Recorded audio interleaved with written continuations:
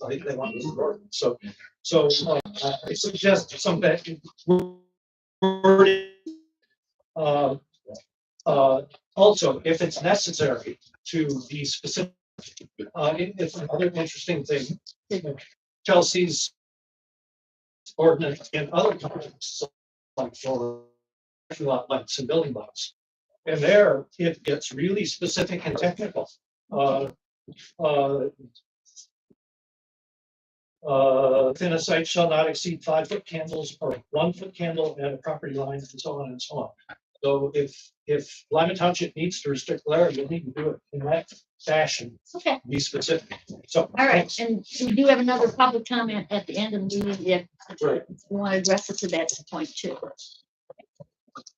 All right, next person. Name? Rachel Barlow, I live off of Lima Center in Lima Township, Uh-huh. and I'm speaking for these kids aren't mine. They also live in Lima Township. And Wing Classical Academy, and I just wanted to take the moment with all these wonderful people here. What an absolute blessing it's been for our family. My kids did 2 other schools first, and we homeschooled. Experienced horrible racism. I would love to listen to this and we will have it at the public hearing. Talk about that one. Yes, that's what I'd like you to address us at that time and tell us experience with Wing Classical Academy. Then can I just say, Yes. I love Lima Township, Uh-huh. and I really like that they can come to these meetings and understand how the government works. Right. They all now aspire to be you. Yeah. Yeah. Yeah, I know, that's the whole thing, right there. Welcome to stand up when we have a public hearing for. Sorry, I will. Yeah, I'll have comments during that portion as well, but I want for communication. Supervisor Van Riper was quoted as saying there's a lack of communication between the township and the members of the community it serves. So I was astounded when I showed up to view the application and was met with a stone wall.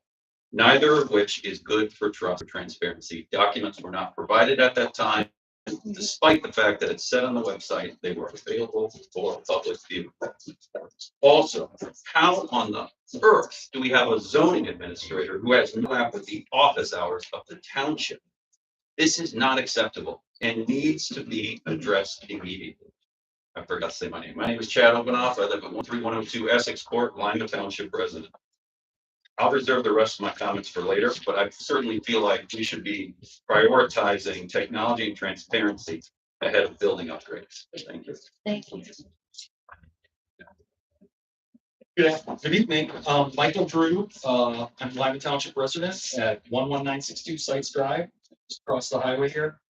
I'm here tonight to address the solar ordinance. I'd like to amplify what Mr. Gorley said. But my primary focus is on the 50% rule. And I don't know if the commission had a chance to review Paul's memo, but I did, and I wanted to make some comments about it. First of all, frustratingly, the memo does not make any attempt to explain or justify the basis for the 50% rule. It's just a magic number that somebody made up. Why is it 50? Why isn't it 60, 75, or 100? Where does this number come from? Why is 50 the best number? It just hasn't been explained. Then he goes on to provide some solar examples, and all of them are require homes much larger than the average home in Lima Township. The largest example in the memo, which would require a home of almost 4,000 square feet, allows for something close to energy independence, but doesn't quite get there. It misses it by like 50 kilowatts or something.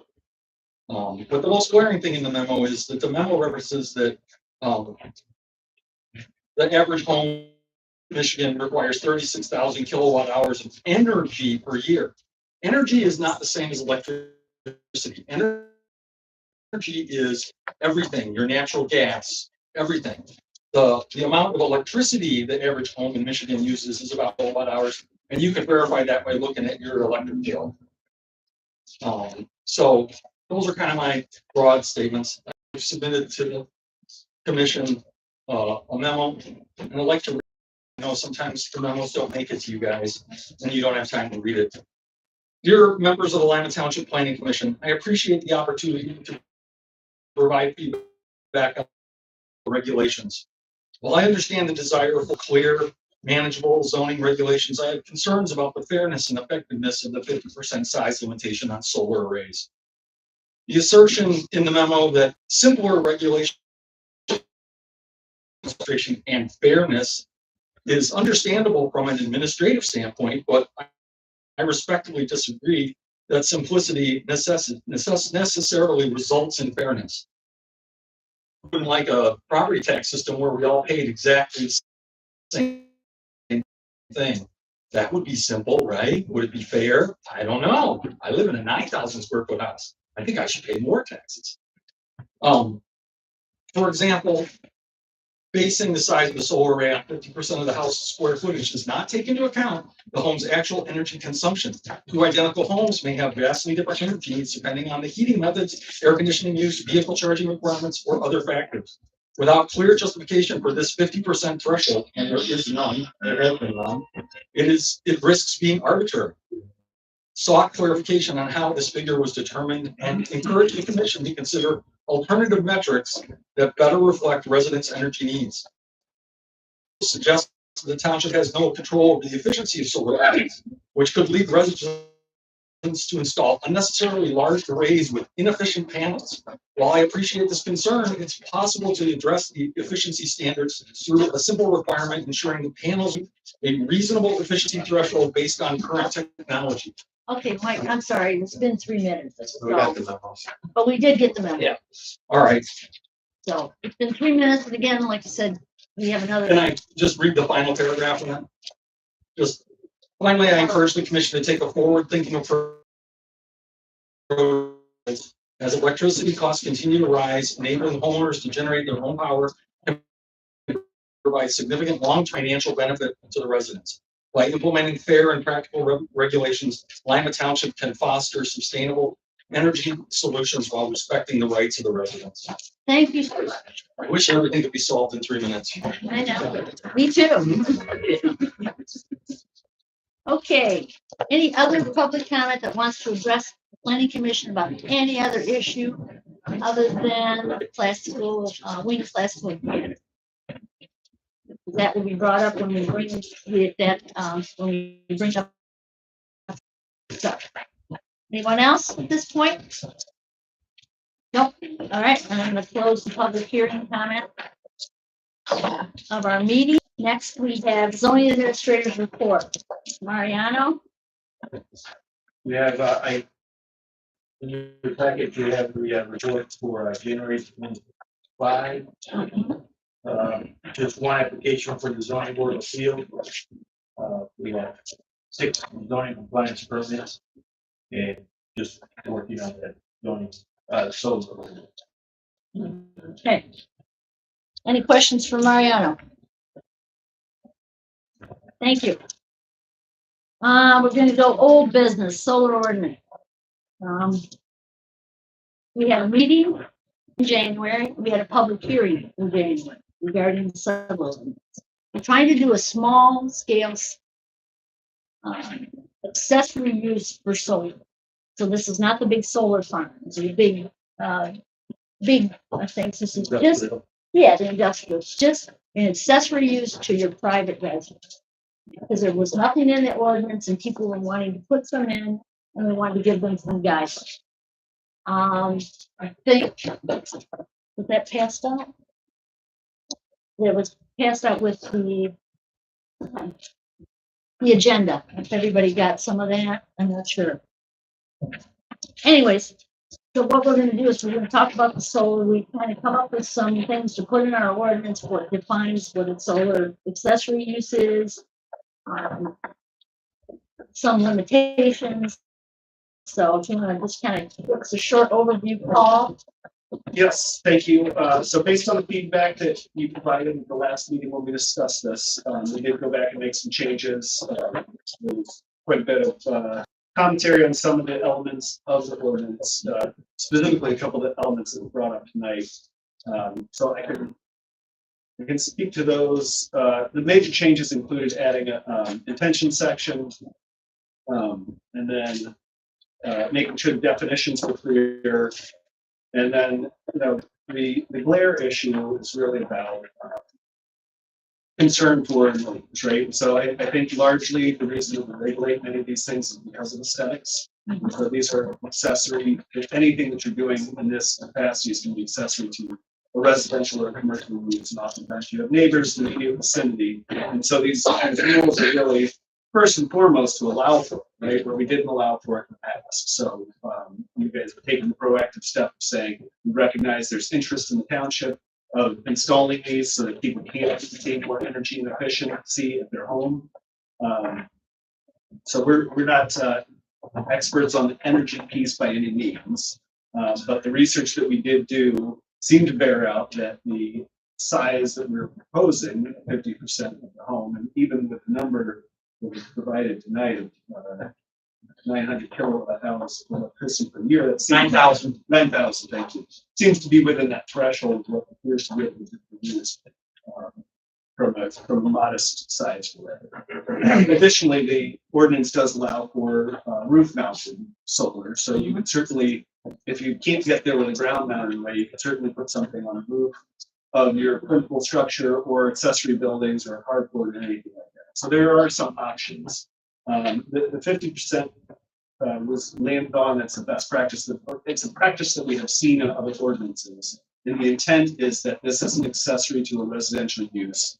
And the primary concern that we've heard in our experience from concerned residents, concerned neighbors, is the aesthetics. So making sure that these were sized in such a way that they're clearly incidental to the principal uses for residents, but could also provide for the use of that. So that's kind of where we landed with that. Welcome to take any direction from the planning commission. If you think that that ratio is wrong, if you think that that threshold needs to be changed, we can work on it. With regard to the glare issue, we had similar language to what was mentioned this evening, but I think the sentiment previously was that the neutral color language was subjective and that there was no way to particularly measure that glare. And so what we put in was just what we thought was intended to locate this arrays so that they weren't facing neighbors' property. So, because you can't really quantify by glare per se. Those numbers that were mentioned in the Chelsea ordinance are really about what levels, not about glare. So you could get down to 0 foot candles to the property line, but you could still see the glare from a bare bulb if it's not shielded. So the light level meters don't really measure glare per se. So it's really something that's perceived. And so our intent was to just put this piece in there so that people would locate those panels in such a way that they weren't facing the neighbor's. But again, this is your ordinance, and I'm, I welcome any direction from you. And I'm happy to answer any other questions you might have. Okay. Anybody? Questions? Paul?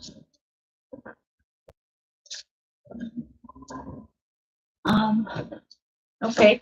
I do know that the MSU and the U of M or sample ordinances that Mr. Gorley sent us a link to, they do say reference something with square footage on the side. Their suggested ordinances say that a lot of are tying them to the primary residence. You don't want a residence that's 1,000 square feet and then this huge solar array that blocks the residence. What are you doing as a farm where do you get your square feet from then? Well, you do it in your primary residence, but like Paul said, if you put them on the roof of the barn, that does not count in there. Yeah, but if you're on a farm, you're not necessarily trying to run the house, you're trying to run whatever else is. What do you do in that situation? Like I said, I don't know. I mean, it depends on what you're wanting to do. I mean, what are you running? exactly what you're running. right, right. So, We put it I on a mean, it factory, has to, whatever it has to be, it We- has to be. we put it on a accessible. factory or something, what's your measurement? Size of the factory, That would be. or the amount of use? Yeah, yeah, I mean, there's no clear cut I know. way to do it. But Exactly. what's the best practice? That's why we try to stay with the best practice and stay in line with other townships as to how they write their. So, I haven't seen anything in another township that would address what a farm is. right. That might be something we should look at for, Yeah, I think so. the additional farm. Yeah. That might be able to, it might be something that if they're using it for farm, if someone said they don't use, like for milk, if you're milking or if you're using a lot of equipment. Well, yeah, different times of points Right, use right, more right. than others. Right. Well, You guys have anything down at the greenhouse? No. No. Or your factories, party stores, Mhm. shopping centers. This is That would all fall underneath this small ordinance. Right, So how you regulate that. right, regulate that? right. Well, I mean, it just, from what I understand, 1,000 square foot is our minimum. And that would mean 500 square feet of panel. And I think Going that- off the residence, yeah. Yeah, you're going off the resident. If you're going off the factory, then I would say whatever the big factory is. Because it'd be a secondary use. Or an accessory use. So maybe that's something we should look into as far as. I would say yes. You want something separate for farm? Yeah, why don't we do something with farms and maybe commercial, we don't want commercial, Right, Commercial buildings. yeah. commercial buildings that are using them for their personal, for the business use, They're running a business. not a commercial field of. Not a commercial solar farm. Right. Okay, So are you looking for something in addition to the 50% or, I'm just wondering how you decide. Right, so right now it would be regulated the same for a commercial building as it would be for residents, 50%. Mhm. And then you've still got lot coverage. So you got a party store, say party store at the gas station down here. They got a lot of coolers in there. They use a lot of electricity. Mhm. You're not gonna gain anything by putting 50% of the size of that building. Right. Wouldn't gain anything. Mhm. I'm not sure that they would have space on their site to anywhere. Because the sites are smaller. Commercial, so. Well, it can be, yes. So they would have to put something on the roof. Same thing with the industrial facility, like lot coverage in industrial facility is a lot bigger, but the buildings are all bigger. So you might have 70% of the site covered in industrial. So I would suspect that it's likely going to be a roof mounted system. Try to be getting to. Right. But that said, if you want us to look at different standards for commercial or industrial buildings for ground mounted arrays, because that seems like the biggest Right, pet share. right. Yeah, we're not talking about the roof or even ones that are attached to the house, is that correct? All we're talking about is ones that stand out in front of your site, or in front of your house, behind your house, or to the side of it, that are not attached to it. So I had a chat with a couple of guys that are on the Freedom Township Board, and I said, well, what do you do? And they said, ours, small solar is, it's just gotta fit your setbacks. They don't have anything else. Mhm. And they seem more than happy with that. They've got something for the large scale because the large scale was wanting to come in there. Right, But as far as I'm concerned, I don't think we should have have an ordinance. It just doesn't seem like a zoning issue to me. Okay, We've done good so far. There's lots of solar panels in Lima Township. right, and right, It's never been a problem before, so I don't know why it's all of a sudden it's gonna start to be. yeah, it's, So I'll remind you, I don't know how those came to be, but it is a zoning ordinance, right? So. But it never was. It never was a zoning ordinance. It's like somebody hooking a generator up to their house. That's all it is. It's not a structure, it's just. Generators should typically address the zoning ordinance as well. So you have what's called a permissive zoning ordinance. Yep. So it has to list a use, a land use, in order for that use to be permitted. And if it doesn't list it, if it's silent, then that essentially means that it's not permitted. I don't know. There's sure a lot of them consider Well- they're not permitted, and pretty sure most of them had an electrical permit pulled from somewhere. I can't speak to how that was done in the past, but and I guess basically what we're trying to do is have something in the ordinance that when someone does come in and complain, if anyone does, that Mariano has direction as to what he can say, no, that's great, or no, you really need to do something. If we're gonna do it, then we should just say, just as long as it meets the setbacks, we're good. Okay, The only thing is that the other zoning wouldn't allow it in the front yard. Right. Because the way the zone is wrote, there's no structures in front of the. Yeah, but it's not a structure. Yes and no. yes, it's- Not really. no, No, it's not a building, but it's still. And what do you define where the front yard is? Well, some front yards are like Drew over here, his front yard's quarter mile from the house. It's. So why wouldn't you be able to have it in the front yard? Well, I'm just saying what the other zoning states. Oh, I hear you. well, I mean, they are saying in this ordinance, That they can't. they can Right, have it in the yes. front yard. That's why, the point is, that's why we need to do something. Right, Is so that it's not a fuzzy area, it states they can do it in their front yard. Obviously, follow the road setbacks and. mhm. Yeah, I agree, because someone could say, well, why are they putting that in the front yard and I can't put a shed in? my Well, and front if they yard?" look through the zoning ordinance, it Yeah. states nothing in front of the house. Right. So, I think that, I mean, there's a lot of good parts of this ordinance, I think they're good. I think we might want to tweak a couple more parts, like you said, add in for farm. And then, maybe think around, see if there's something else, I mean. Other way to quantify I'm not sold on the 50% thing. Okay. I just think there's too much.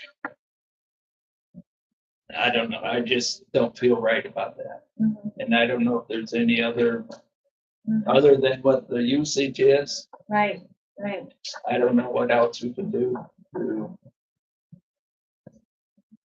clarify, how Right. big you can put. right. Why would you put up more than you can use? Yeah, I wouldn't think It's not so. like I mean, they're they're not not getting anything out of the electric company trying to sell it back. Right. So, Years ago, they used to, but not anymore. yeah, they don't anymore. Yeah, and I really, like I said, I don't think they would put up more than you can use, but, Sorry, you could have a battery system, no one feeds into there, store it. yeah, Right, store it for your use. How much are you gonna store though? Right. yeah. Yeah. Well, what do you want to, okay, let's see. So, solar ordinance. Why don't we add something regarding the the farm use, thank you. And, I don't know about the size limit. That's something we gotta figure out. Which is, I mean, I was thinking if someone wanted a solar array and had a big house, like Mr. Drew with a lot of things, if they could come in and show that your installer says you need this much. DTE would tell me that. All your concerns about size are determined by looking at the annual usage. If a farmer has an annual usage that's high, he should be allowed to have a solar array to meet that usage. People, the DTE will not let, DTE consumers will not let you connect to their grid if your solar array is bigger than 110% of their need. That already your usage. So it already limits the size to what people need. Right. And what they need. You take away needs. You make it smaller, you're denying them their needs. Okay. Well, what do you guys want to do? With the different way to size them. I have one other comment that might help if you'll allow me. Um, make it short. Okay, it's short. If the concern is to have smaller arrays that are sized proportional to the residents' needs, the 50% allows more than what people need. I have the math to back it up. I've been working on it all week. So I can demonstrate to you guys what the percentage is that they need. And it's not 50. And I can explain how they got to 50, which we've never heard from anybody at that table. But I know how they got there. Okay. And I've got the math to show. If you're interested, I'm more than willing to give up my time. I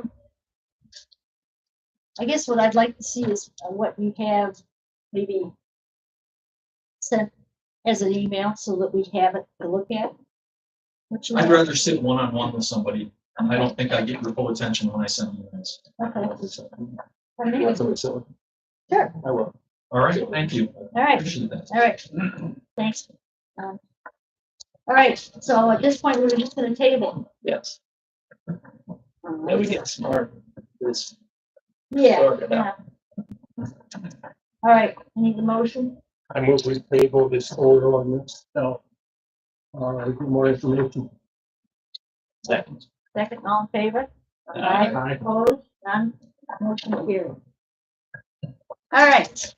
We have new business. Tonight we have an application 2025-001 special land use application for Wings Classical Academy. What I'd like to do is start out by the applicant telling us what they're looking at, what they're planning. Then we're going to have our planner or our consultant give his report. And then we're going to open it up to the public comment. So if the applicant wants to come up and talk about what they're planning on doing and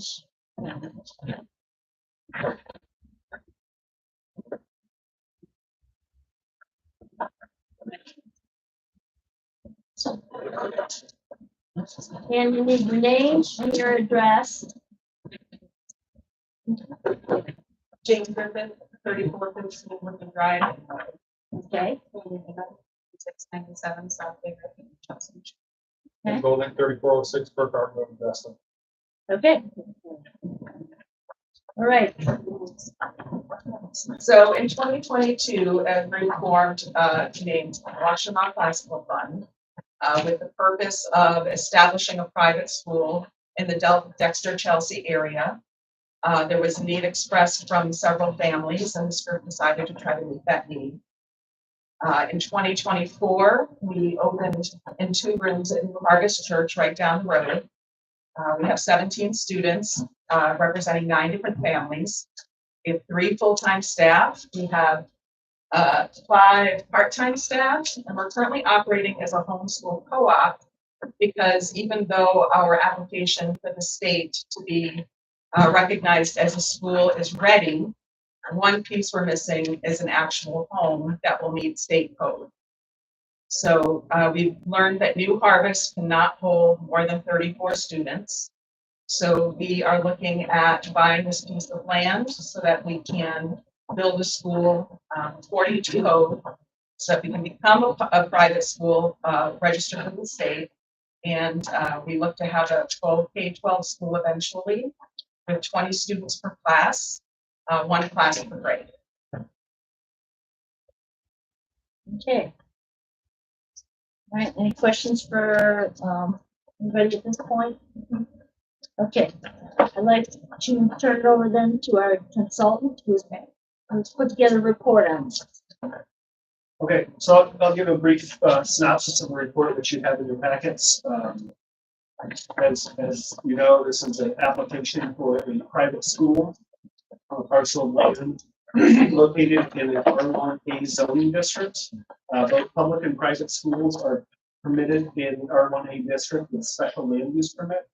In order to grant a special land use permit, we have to go through the special land use process identified in section 3.3B of zoning ordinance to ensure that we go through the special findings and if it's harmonious, disturbing, etc. I would encourage you to go through each of those findings at the time of your discussion. We do put those in our report and have some suggestions in there, but of course we encourage you to go through those as the planning commission, because that should be the basis for every decision. A site plan is required with a special land use permit for a private school. And they did provide a plan, it is missing many of the elements of the preliminary site plan requirement.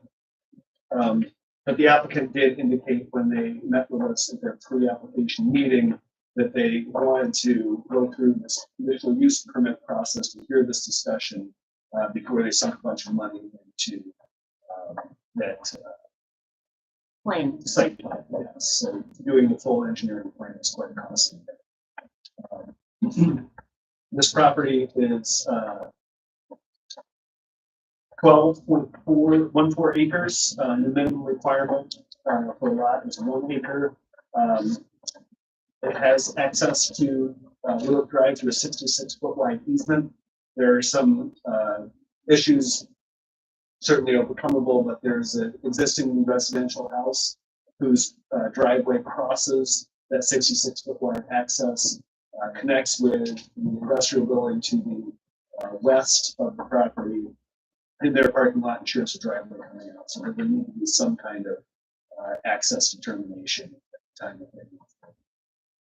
One of the things that we look at closely when we're looking at schools, especially private schools, is that access and how they are going to facilitate cars. There's usually a drop-off situation. Private schools don't have buses, so it's all going to be drop-off. This is a real walking area. So we would expect that all the students who are coming here that are under driving age would be being dropped off. They do show a drop-off area on the south end of the principal building. However, the drop-off is immediately before the loop, so all of the stacking space will be in that space of the 66-foot wide access point drive. So we would ask the applicants to demonstrate when the time comes that they do have space for that stacking. We're even suggesting that it might be appropriate to loop the road around the building, so that's part of the stacking space and that they would consider what they consider. Again, there's some additional information that we need in order to evaluate the site plan itself. But based on the parking requirements, it looks like they have oversized the parking lot, so that's something that we would ask them to look at. But then generally, the proposed building is showing 2 phases. It's on the southernmost portion of the site. So it is perhaps as far away from any neighboring residence as possible, except for that one single resident that has the driveway that's across the so certainly we would want to consider that in terms of how would this use affect the neighbors. So maybe it's on a public paved road. We think that addresses some of the traffic concerns. And then we probably want some more feedback about what additional activities might be outside. They don't show any sports fields at this point, but they'll do show a playground.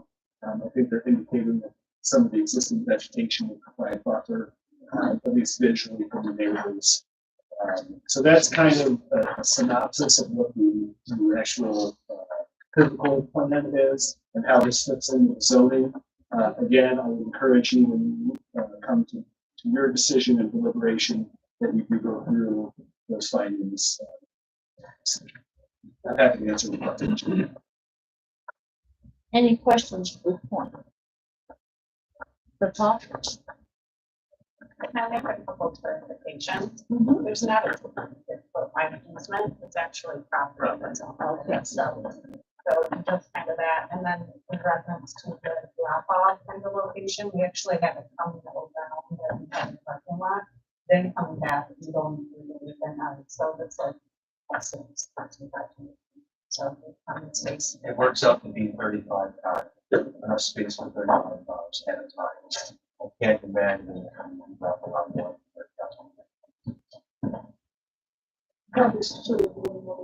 Okay.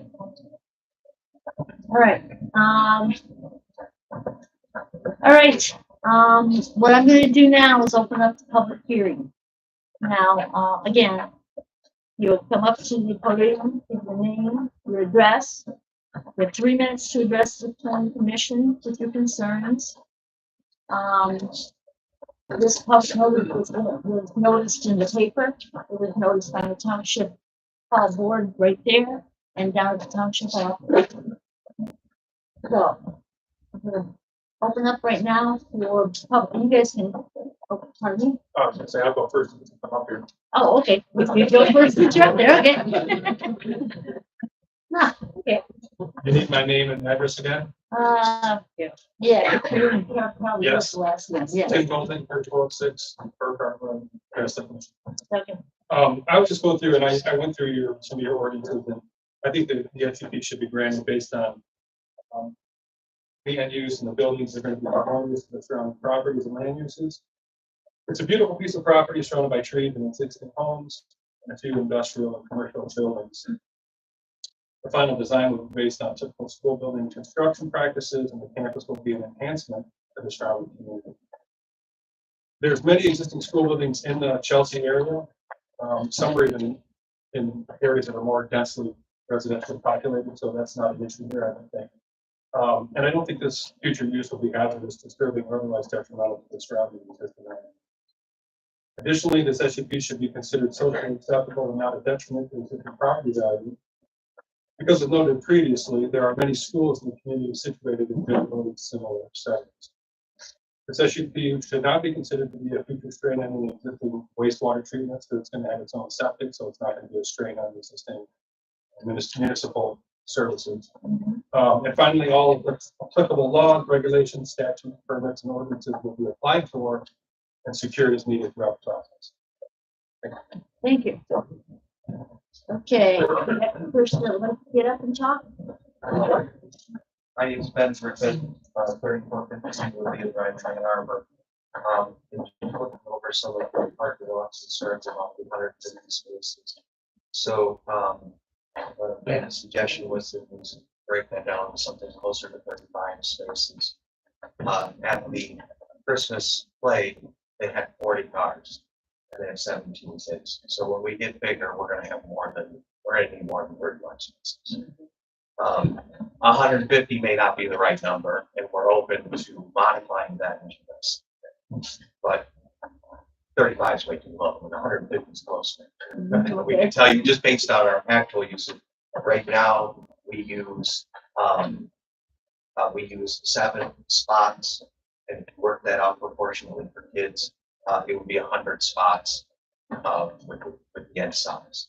So we wanted to round up and have enough to make sure that we weren't creating any burden or back up out onto Lewitt Drive and parking situations in the driveway, fire issues.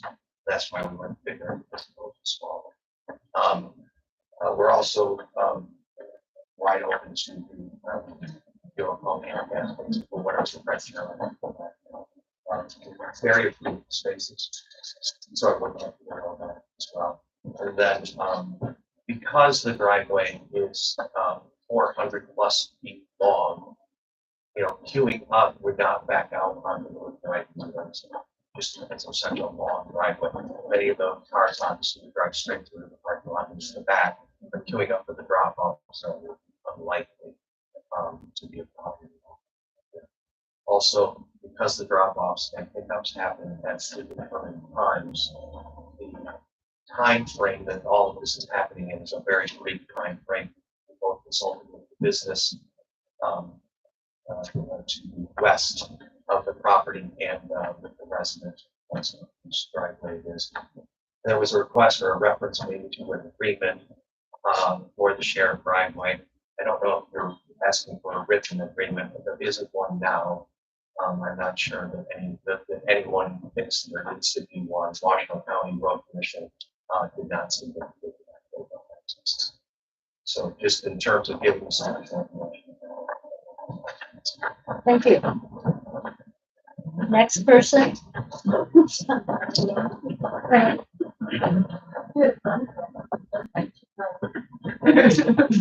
Rachel Barlow, Naomi Barlow, 162 Way. 3 of my kids go to Point Basketball Academy or Washington Basketball Club. They go there. I just wanted to say that we've tried other schools and detrimental results. And my kids have found love and acceptance from all the staff. They meet their needs as individuals. They see them as individuals. Strong relationships.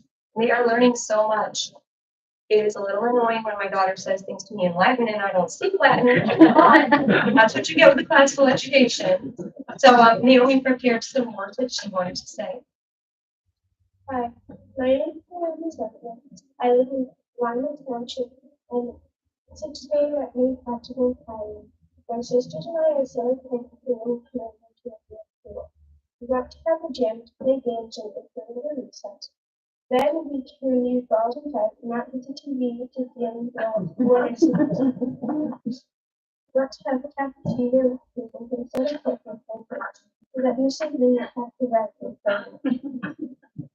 The school building have markers so that we can be more organized. Right now we have a small portable library.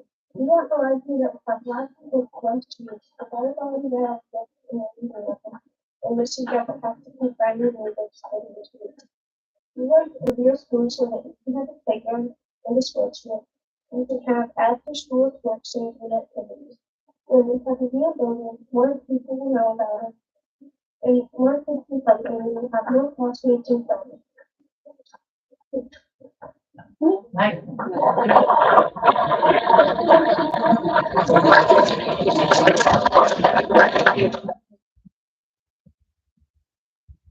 Channel 13102 is for Lyman Township residents. It's not a non-public school. It's not registered. The state of Michigan doesn't recognize Wing Academy as non-public schools. It's required by law, currently operating outside of the law illegally. Homeschool co-ops aren't real. Homeschooling in Michigan can only be, please be quiet while I speak, can only be provided by parents or legal guardians. School, they note in their application, compare themselves to Cedar Classical Academy. That one's actually registered, not Nokomis and Lansing. So anyway, the state doesn't recognize it. And the problem is here, obviously, that per the meeting minutes from September 24, the township has known Wing Academy has been operating illegally within the township at New Harvest Church. And instead of voicing concerns and reporting it to the MDE, the body chose to amend a 2021 SUP for the church to include a school. Whether it's unclear that's actually illegal, it's certainly unethical because that's a large change and it should have required a new SUP, which was submitted in 2024 and then withdrawn. Extremely confusing. Wing Academy doesn't own the property. They have no legal standing to request the SUP. We need to demonstrate community benefit. We have a bunch of non-residents, I believe, of Lyman Township come here and talk so far. Did Lyman Township provide the special use notice to all property owners within 300 feet, at least 15 days ahead of time? Great, I'm glad to hear that. Loss of tax revenue, that's not a community benefit. I'm assuming this school will operate under some kind of 501c3 and they'll be exempt from local property taxes. Increased traffic on the most busiest corridor we have, Old US 12, Lewick, Freer. Already an intersection and corridor that's extremely busy, as you know. Increased usage of fire, police, EMS without the additional tax revenue to support it. Light pollution from potential, it's unclear whether they're going to have fields and lights, and it's so unclear you can't even tell. Here's the other thing. I can't find this piece of property in the township BSNA online. 54, the one that ends in 54, not out there. You can't see who owns it. You can go look who paid the last bill was Nathan Dawson's. There seems to be a lot of jockeying back and forth between Chelsea Crane and some entity called Greenleaf Recreational Enterprises. Now, maybe that's just a coincidence that there's someone on the planning township with that last name. Maybe they're not related at all, but something is not right about this. I'm telling you. And the survey is wrong in there as well. The parcel 11, since it's 9 acres, it's 3 acres. That's owned by the Dawson family. Something is absolutely corrupt here, people. And we need to have transparency and trust, because I don't trust anything that's going on in this. And you should deny this application for a variety of reasons beyond just what I spoke about. Thank you. As a board member, can I address the tax issue that the property is not going to be taken out of tax rolls, but it's been owned by an LLC? The school is going to rent from the property. We don't know that. That's what he says. We don't know that. We do know. That's true. Okay, no, hold on. Yes, My name is Dave Morgenthaler. I was the second donor to Wing. My child will never attended, she is too old. But 2 years ago, almost to the day, I was in escrow on a property on Jerusalem Road in your beautiful township to be the start of this school 2 years ago. That's how long this has been working. Mr. Mariano, bless him, said to me, look, there's no way that you're going to be able to put in the mobile classrooms that I could have had in 6 weeks up and running, or a barndominium. We don't want that kind of thing out in the countryside. Okay, but we created a homeschool co-op community called the Ark Christie. It was at that time based in Scioto Township, at the Scioto Community Church. Perfectly legal. We didn't actually bring it in. We did not actually have children come and join us.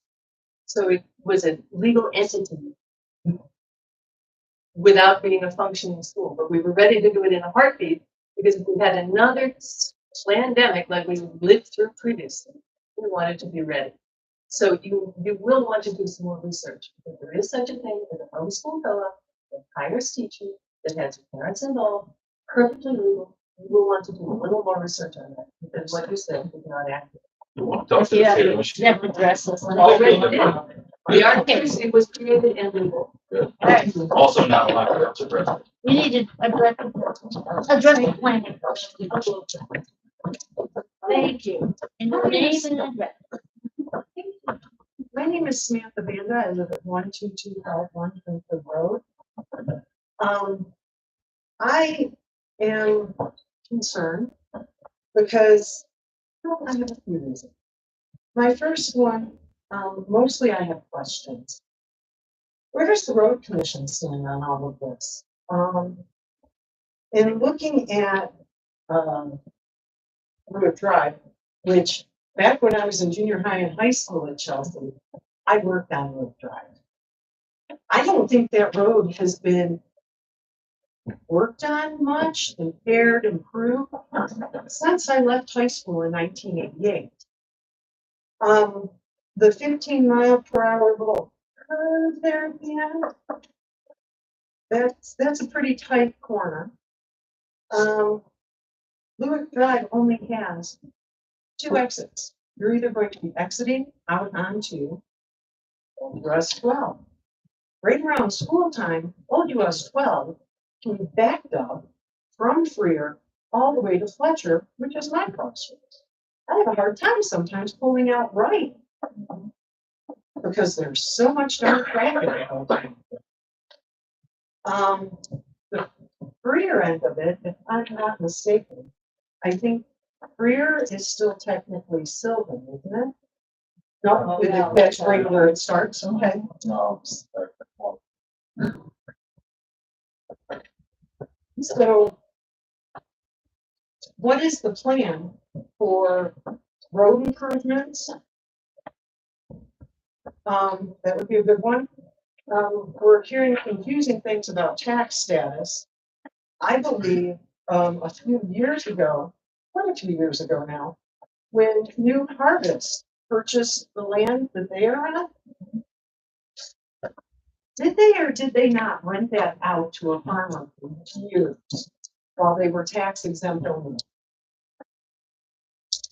Did they then put 3 big crosses up out in the field so that it was a church?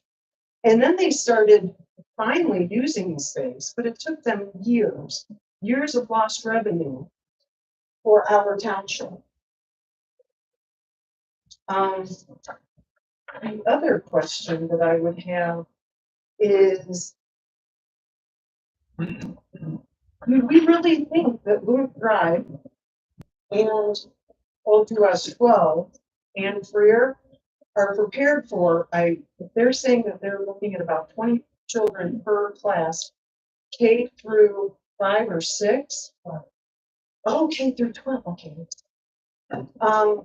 If we just did it with K through 5, we're looking at between 100 and 120 kids. Probably you're gonna have multiple children and, from same families. But we're looking at, especially if we're going up to 12, how many more cars are we gonna put on that road?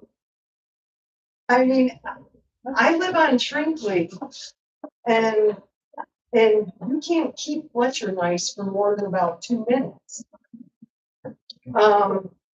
More and more people will probably use Fletcher Road because you're not going to be able to get down Old US 12 at certain times. Okay, So now, it's 9 minutes. okay, She needs your last name.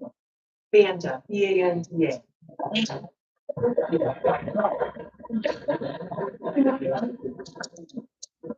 Oh, sorry. Hi, I'm Pam Matero, 12,005 Scioto. I have a lot of the same concerns as Samantha. That also is my intersection. I looked on your master plan and you have absolutely no plan for updating that intersection. And my concern is that it's hairy already, that I'm talking about the US 12 Fletcher Road, Jackson. It's already hairy, and to add, I guess we're looking at the families of 1,200 kids, obviously some kids from, 20 kids. No, not 1,200 kids, sorry. 240 kids.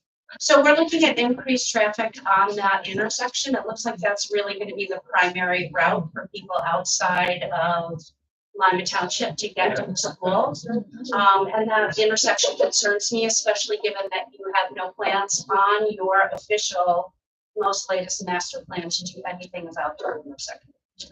Thank you. Name again? Pam what? Montero. Thank you.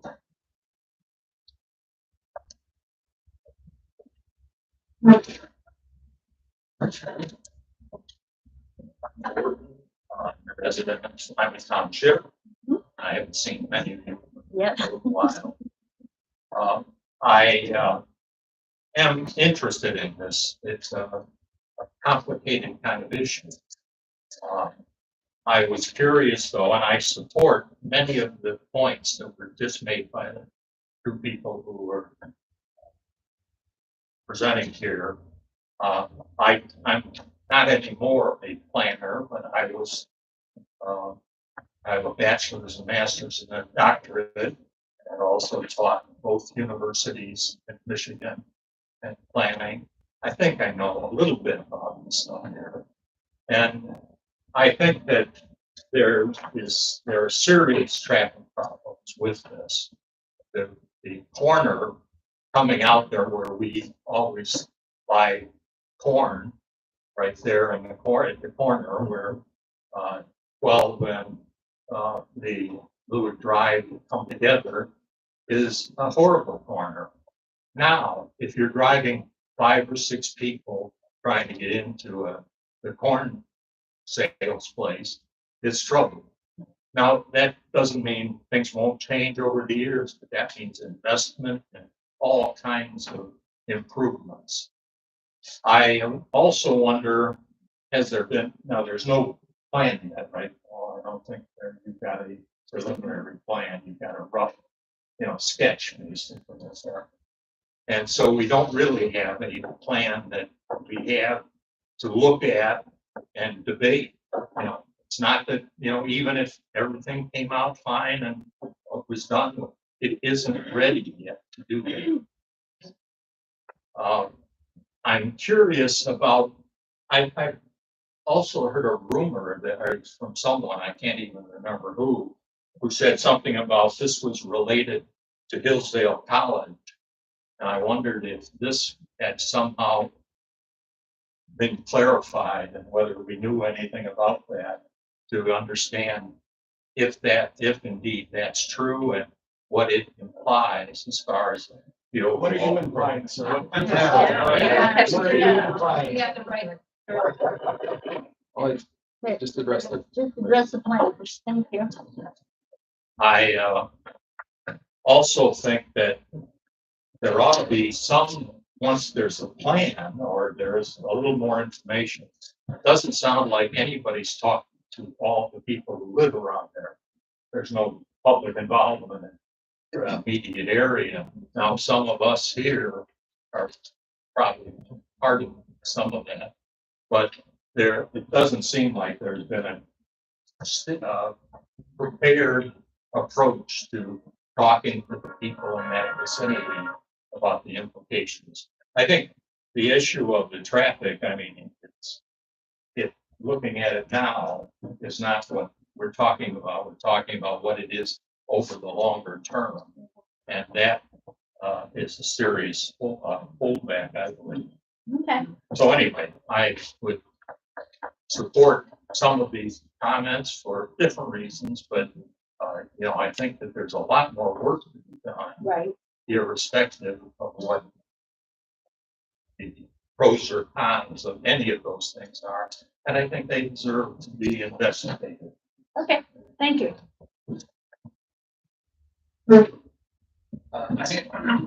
My name is Jason Wright, 19913 West Breckenridge, Chelsea, Michigan. Well, not a Lyman Retirement resident. I have 3 children that are currently enrolled in the Wing Classical Academy School. Where you choose and how you choose to educate your children is probably one of the most important decisions they can make as a parent. And it is not an easy decision for most parents. A little bit of background, my son Eli, from first grade, he was enrolled at a public school up in Pinckney. He was consistently falling further and further behind. He was slipping through the cracks. The teachers were overwhelmed. Wasn't a bad kid. The teacher had good attention. It just simply wasn't working. My wife and I looked to try to decide what is it that we need to do. We considered all options, kids from public school choice, homeschooling, multiple different private schools, homeschool co-op, what be there. Luckily, we did find Stacy and Jane, and we enrolled in our school.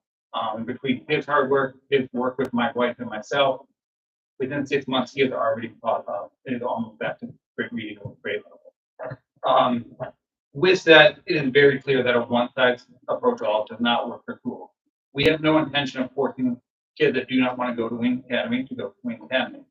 Simply, we're looking to try to provide options for them. If your kids are doing great in public school, I'm very happy for you. Great. If they're doing great in a other type of school, great. Know that I will never stand in the way of trying to prevent you from educating your kid how you would like that done. That being said, I was looking at some statistics that looked at how Michigan schools perform, and it's not pretty.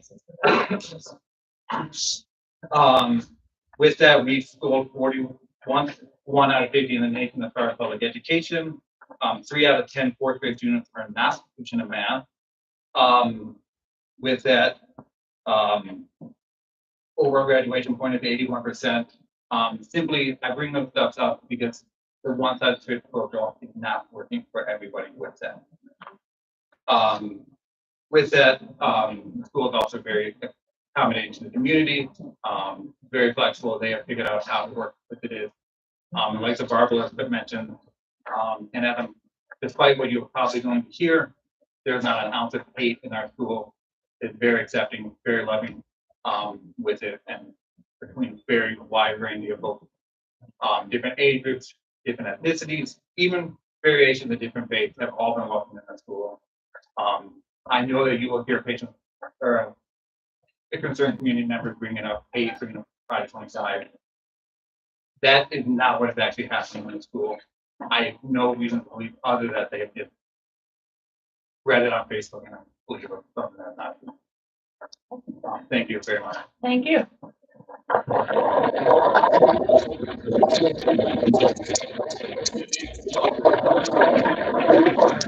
Kathy Powell is 2920 Silent Church.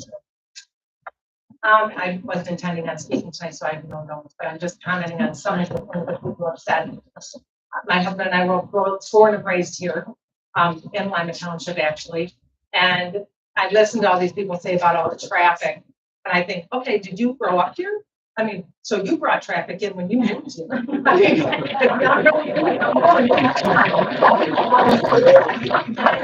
When I went to school here, when my kids went to school here in Chelsea in the public schools, it was great.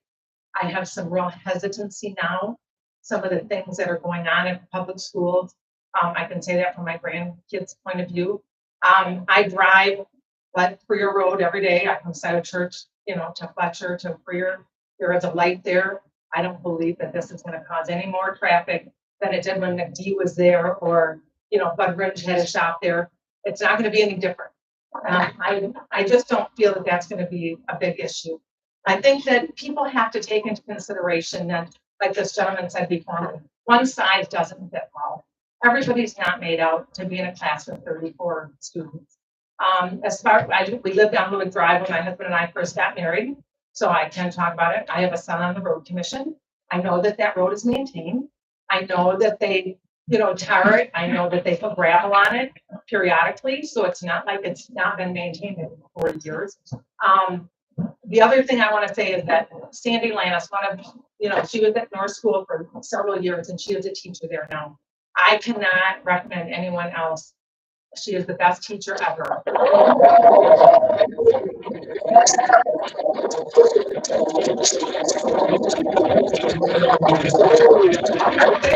The opportunity. I mean, if I were to start over again, if my grandkids, the ones were in 6th and 8th grade, we would go there on her. So I just wanted to say, I think people need to sit back and think about it. And I'm kind of offended about the Hillsdale College comment. I have a nephew that went to Hillsdale College who got a wonderful education, has a wonderful job. And I don't know why anyone would say that. I feel offended by that comment. So I just thought I'd share that.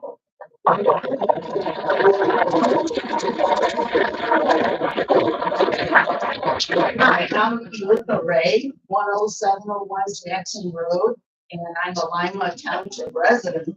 Okay. And just off the top of my head, I think the comment about Hillsdale was maybe just questioning something about who's backing things and knowing where the money's coming from. I don't know that there were any negative, inferences on that other than seeking additional information. I don't agree with, I think that traffic is a problem. I try not to even try going into Chelsea, at 3 o'clock or something in the afternoon, because you can't get by there. You sit at the light for half an hour. But I also just want to say briefly that I think Lima has emphasized residential and agricultural. This is not residential, it's not agricultural. And I think in saying, oh, it's only going to be 120 students with only less than 120 cars, and then you're going to have after school activities, you're going to have weekend activities, whatever, other things. Anyway, I do not support this school, and I don't believe that it's right for Lima Township. Thank you. Thank you. Ma'am, your name again? The first name Elissa, Elissa, last name Ray, RAY, 10701 Jackson. All right, thank you. I'm Susan Olivia, and that's in Frank ILI, and it's in Peter IAR. I live at 2181 North Steinwall in Lima Township. My main concern is this is the right site for school. Given the extreme safety in this day and age. That's one way in, it's landlocked, this site. One way in and one way out. What would happen during drop-off times if there was an emergency, a medical emergency, a fire emergency, a serious safety issue? Would emergency vehicles be able to go through that drive, get in safely with cars coming in and out? So that's my biggest concern, school safety. And if that's not the best use of the site, being a landlocked property with one way in, one way out. Thank you.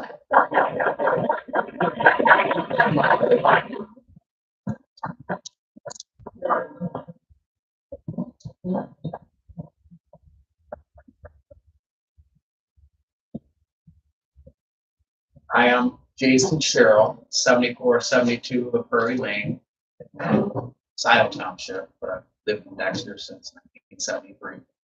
It's my daughter Hannah. She also attends Wing Academy. You know, as the population has grown around here exponentially, everybody loves this area. I don't think there's as many options as we'd like. Really do love the focus on education.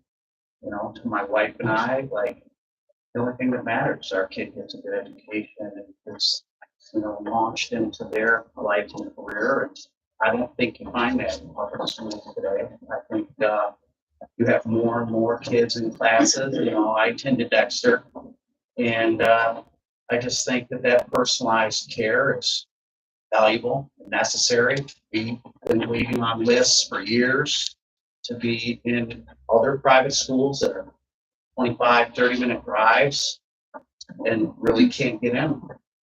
So that doesn't leave us a whole lot of options. This came up and it's been a very good fit. We're very appreciative of the people who are put forth an effort. And, you know, I just want to encourage them to continue to do that. You know, when we're talking about emergency vehicles on 66-foot, you know, easement, you know, cars about 8 foot wide, you know, you can go on those. There's going to be firms like it's not been locked on 66 foot of drives. New construction, a lot of years, new base that comes out that isn't going to be inhibited by that. I also feel that, you know, change happens and it's never perfect, but, you know, there's a commercial building on either side of the drive going in. That's nice. There's natural barriers around the perimeter already. That's nice. I think that you're never going to find perfection as far as the existing roadway and traffic. I think those are things that will just bring more need to that area, and ultimately the township is going to invest in that, and the people are going to invest in that. Hopefully that roadway is improved, you know, probably safer for everybody. Everybody's concerned about the safety right now. So, you know, I think that, you know, we're in support of it, and we hope that, you know, people get to make their decisions in life, and that they don't just have a bunch of people who come down on it and want to be negative and difficult about it. I know you guys have a tough task of hearing everybody. You never please everybody, but, you know, appreciate your efforts and hopefully the decisions made. You have something to say, sweetheart? Hi, I'm Hannah, and I'm a student in Glasgow. I am very pleased to be at the school because the Glasgow Academy is a very good fit for me. All the students are kind and very supportive. We all are very kind to each other. Once I had a gymnastics competition and I had loads of support from all my friends. This school helps the kids because I know that when I came to the school, before I was in a private school, and also I was in homeschool. So I was a little bit ahead, and the teachers were very nice and supportive, and they were able to help me not just do stuff I've already done and help me go ahead. And also it's very nice because all the friends here, they are super supportive, like I said. And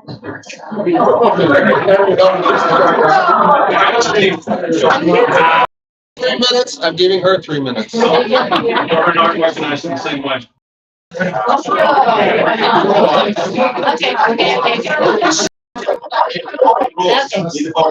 We all get modern space. 2 people up there, so, okay, thank you, hon. I'm very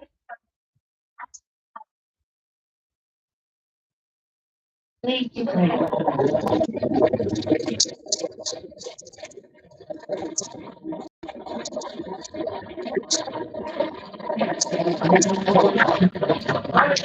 Okay, yeah. Dr. Burkhead, and this is my daughter, Eunice. She's a student at Region 12.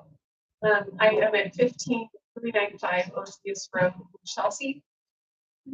I just wanted to say, before we came here, we were in different school options of our needs, seeking out our kids' needs, and Elise was falling behind if her needs were not being met. And we've seen her soar in her abilities this year because of her small class size and structure and the way that the curriculum taught. It's been very, very good for her. With that, I wanted to make one comment about the time of day issue with the traffic.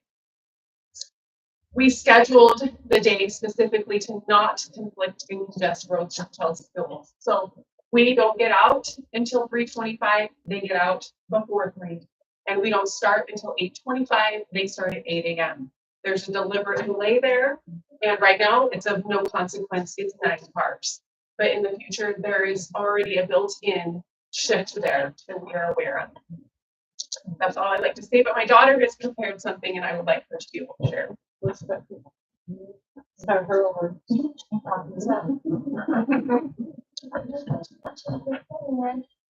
Because I would like to have water so that we will be older.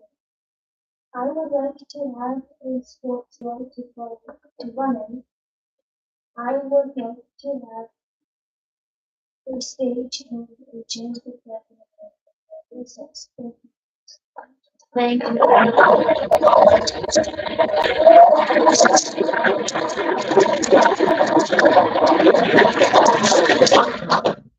What was your name again? I'm sorry. Rebecca Burkhead. Rebecca Burkhead. Your daughter's name was? Elise. Okay, thank you. Hi, my name is Joseph Burkett, same address for me. And I just want to say, I'm very, first, before I get started, I want to say how impressed I am with these kids, these students. I remember when I was a boy having a dream about aliens coming down and taking a laser and burning up my school, so I never had to go back to it again. And we have kids here who are wanting a school. They want to go to school. They want to learn. And this is such a wonderful thing. This is such a wonderful thing for our community that we have these kids here being a part of the civic experience as well. I'm so proud of them. I'm so proud of my daughter. On a serious note, I've served my country for over 20 years in the armed forces. And the things that I've seen these students doing, speaking about how proud I am of them at the school, bring me to tears, because one thing that I want as a veteran is to know that the sacrifices that we have made not go in vain. And when I see these kids come back and they've memorized the preamble to the Constitution when we came home that one night and did that, I was shocked. I couldn't believe it. It was amazing. I didn't do that when I was a kid. I'm so proud of them. I'm also proud of their compassion, because that's part of what a Christian classical education instills in these kids. When we talk about Hillsdale, we talk about Association of Classical Christian Schools. This is the kind of learning they're getting. It's wonderful. It is so wonderful. And we can look at you. We don't have to just take my word for it or these students, but also the University of Notre Dame did a study, and they looked at different kids that got education different ways, and they found that kids that attended Association of Classical Christian Schools were 20% more likely to help the poor and volunteer to help the elderly and the poor. They felt more prepared than their peers to go to college and to be successful in the job. There are good things happening in the school, and this is something that I hope our community and your board will continue to support going forward. Because I just see the results of these kids and how impressive, as you've already seen tonight, how impressive it is. On the point of all of these details about traffic and congestion, or about this and that detail, I think they're details. I think these are things that we can come together and work together as a community to work out to support these kids, because this is good. There's legal reasons for it. The Religious Land Use and Institutional Persons Act, which you're probably familiar with, says that zoning ordinances cannot instill on religious institutions or schools even undue burdens. That we have every right to have a school, as any other person in this community has a right to be a school. Any other American citizen has a right to have access to their religious practice and their education of their choice. And so we hope that this community will support that as well. That's something I fought for at the time. And finally, I just want to tell a real quick story from our faith, which has been respected at this school, even though it's different than a lot of the other folks at the school. One story that I'd like to just end on, this is my final note. From our faith, there is a man named Jesus Christ who had a bunch of people thronging around him, and his followers, he was too busy for the children. But what he said, You're giving people. Samantha Van this is my last sentence. This is my last sentence. When his followers said that Jesus was too busy, he said, "Suffer the children to come unto me, because of such is the kingdom of God." What that means to me is that no matter who we believe in, what matters most is the children and what's best for them. And I hope that you will support them in that way. Thank you for your time. Thank you.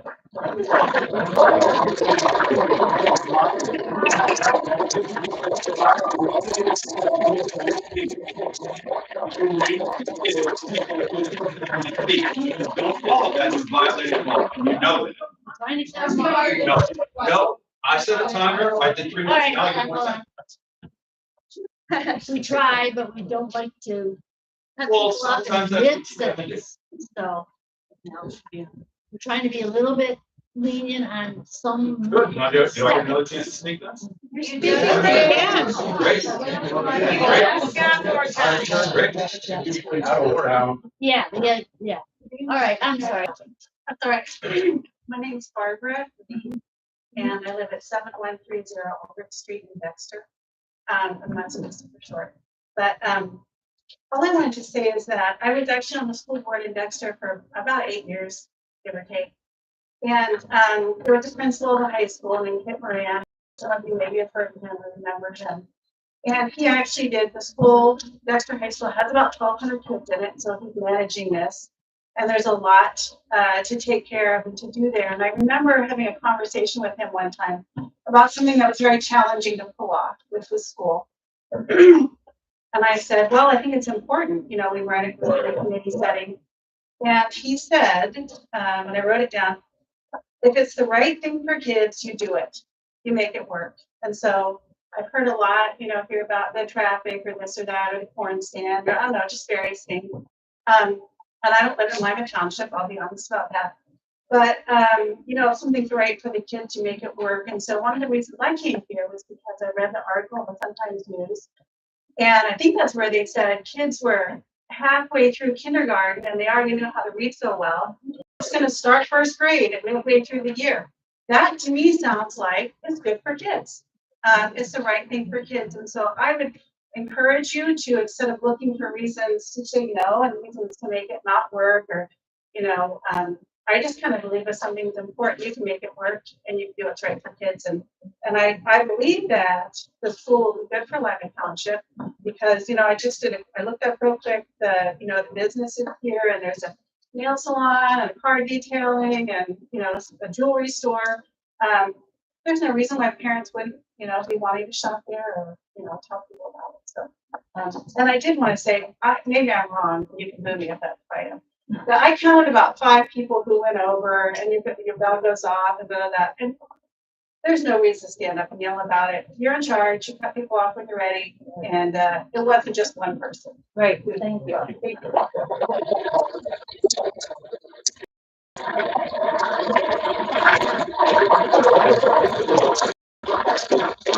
Next. Oh, okay.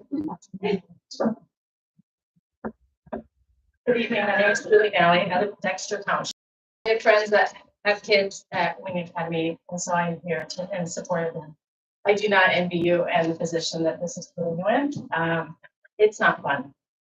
But please remember to make all decisions based on facts and data pertaining to your master plan, zoning, ordinances, and not the emotions that come from all of us on both sides of the issue today.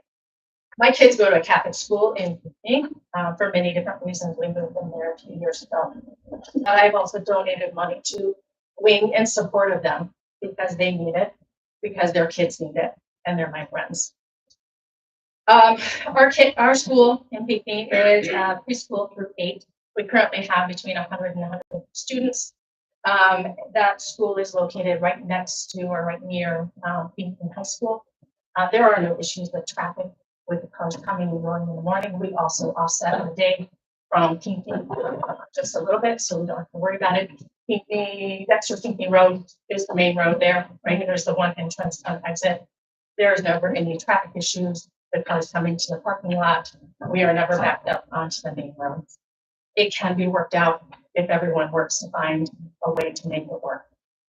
And as far as pickup and drop off goes, if you never had to do drop off and pick up at North Creek.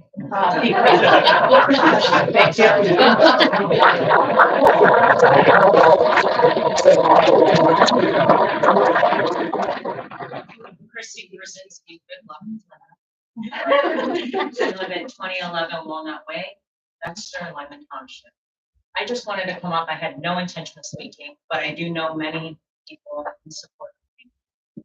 And from a personal experience, my kids were public school, private school, homeschool, now back to public school for my youngest now. I think the one size fit all does not fit. My son, we had numerous issues with a Christian school that I decided to homeschool him the day that I picked him up on that last day and I said, I cannot continue with this.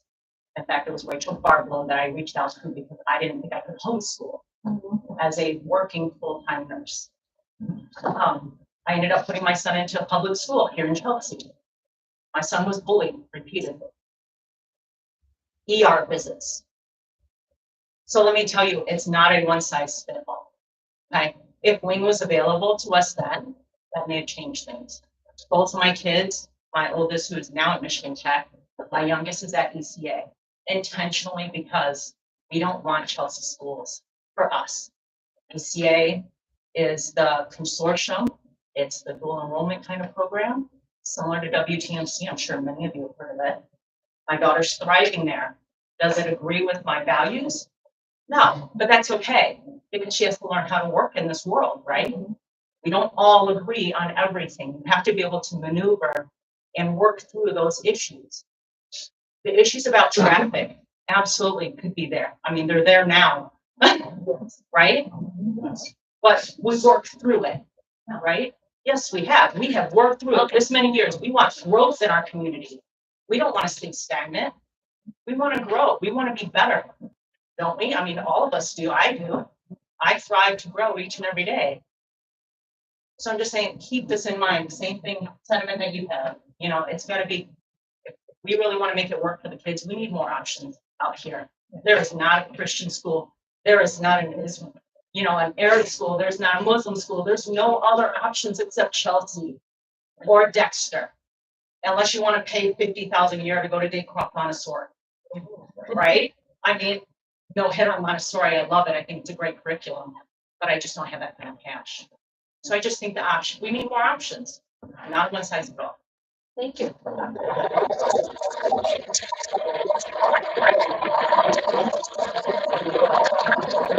I just want to reiterate, I love all of the stories. And I want you to have your soccer field and locker rooms and all of those things. Every kid deserves an education. Every kid deserves the education that fits for them. But we're not talking about that in a zoning meeting. What we're talking about in a zoning meeting is the master plan for Lyman Township. And so I love all your stories. Some of them even brought me to tears. And I hope you get your school. But I am on the corner of Fletcher, Freer, and 12. And there is nothing in your master plan to address the current issues. So why am I to think that you are going to address the issues that arise from having another property that's going to bring in multiple cars on a daily basis? And that's, thank you. Thank you.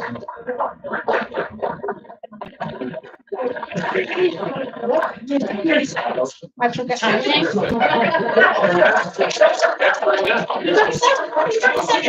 name is Julie McIntosh. I do not live, I am formerly of Dexter. My address is 6345 Matt Road, Deerfield Township, an hour away from here. I've come here because of one thing. Michigan law allows for private schools. Thank you.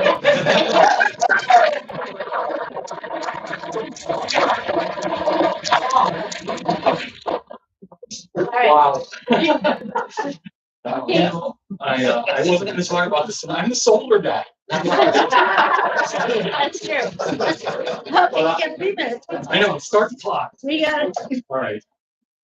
Just, I hear something that I hear all too often today, and that's two groups of people talking past each other. I think this school sounds amazing, beautiful. These kids, you're awesome. I mean, I wouldn't have had the courage to stand up here and talk when I was their age. I didn't have a brain when I was their age. But why there? That site, I live literally I own the corner of Fletcher and Sites Drive, which is right there. I live my life around the fact that I can't get to Chelsea from like 3 o'clock in the afternoon to 4 o'clock because it's back. Old US 12 is backed up. And I don't know how many accidents there have been of people turning left from Old US 12 onto Lewis Drive. It's dangerous. It's a dangerous little intersection. I wish it was different. I wish Old US 12 was 3 lanes wide with a turn lane in the middle and a light there, but that isn't what's there today. And so if we're going to add more traffic, there's the risk for more accidents. And it's now I'm probably not going to, it's not going to change what I do because I can't do what I want to do right now given the traffic. So, for me, I think the school is beautiful, wonderful. I just don't know why there. I mean, is there anywhere else you can put it? Yeah, yes, I've driven Lewis Drive a lot. It's a small, narrow little 2-lane road that goes from Old US 12 out onto Freer. If you have land you want to give to them, I give it. Maybe.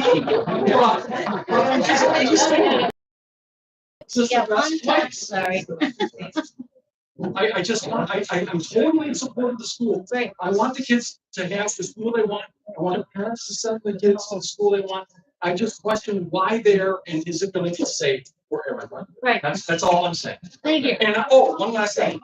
I would encourage you all to come to Sites Drive, which is across the road, and line up at 3 o'clock on some weekday, and we'll all try to go that way and see how it works. So the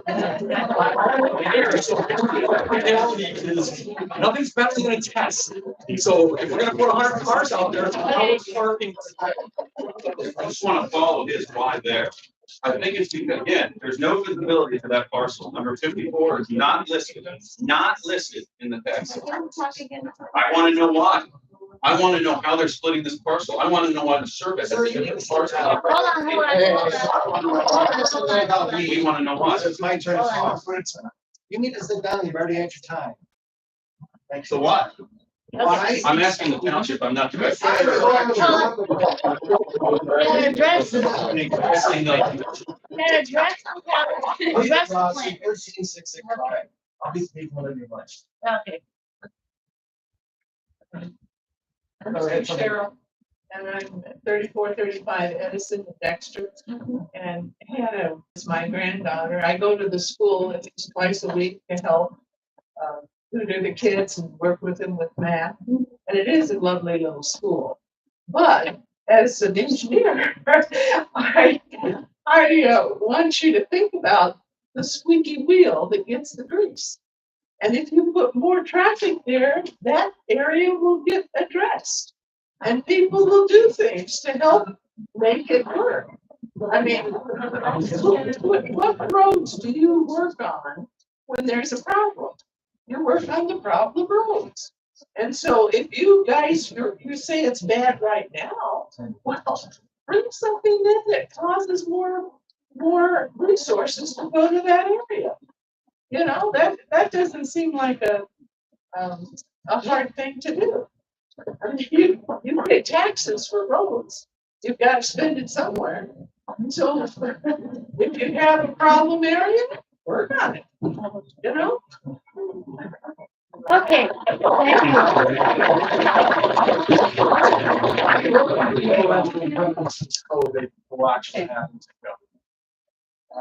We've had numerous studies. I think Paul can probably speak on roughly 200 grand that Chelsea's going to be spending on the road study. Has spent on a road study right there. South of the highway, there's possibility of land transfer and changing hands. Chelsea growing. Freer Road, Old 12, would be a roundabout or a better upgrade for a long time. Box Elm is around the corner. We have to petition the state of Michigan to fix the overpass. We have a supervisor that's doing those things. Thank you.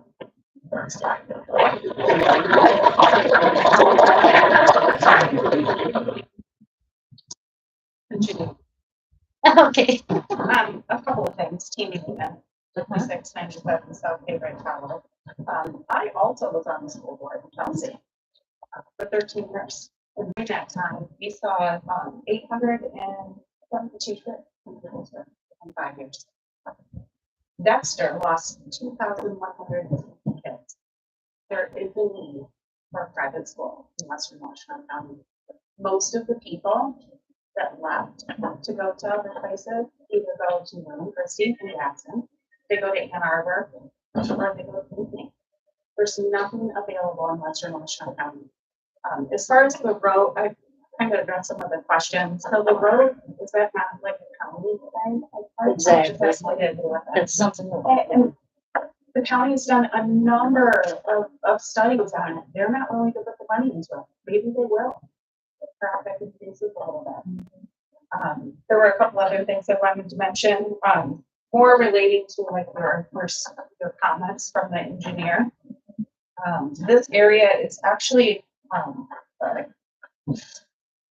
this is in a R1 zoning district. The future plan for that site is, the master plan, I should say, would be 8 dwellings per 8 acre on each side of the parcel. And suburban residential is 1 acre minimum.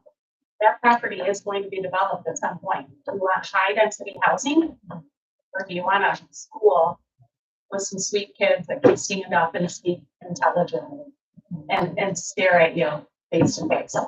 Like, that's what I want. Like, I want the school. We're not funded by anybody. We're funded by the parents and by doing fundraising efforts. So, as far as like the questions or the recommendations, do you want me to go over those now, or do you want to kind of talk about those We'll later? probably go over that. Okay. That's all I have to say. Thank you.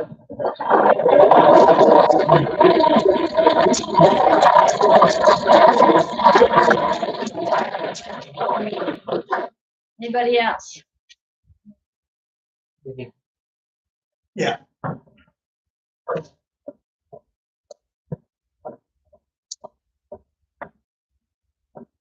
Charlie John, 781, switch commercial, I had this property listed.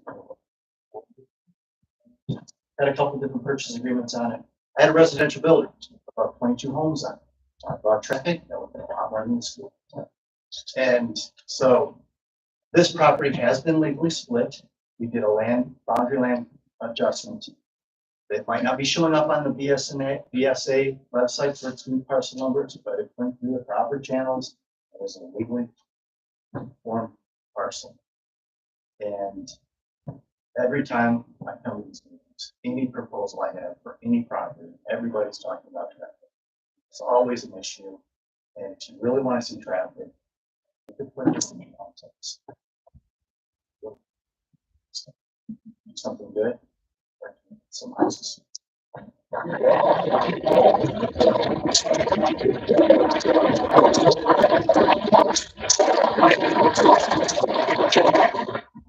Okay, do we have anybody else? Anyone else that wants to speak? Okay, I'm gonna close the public hearing. And now we will talk about it.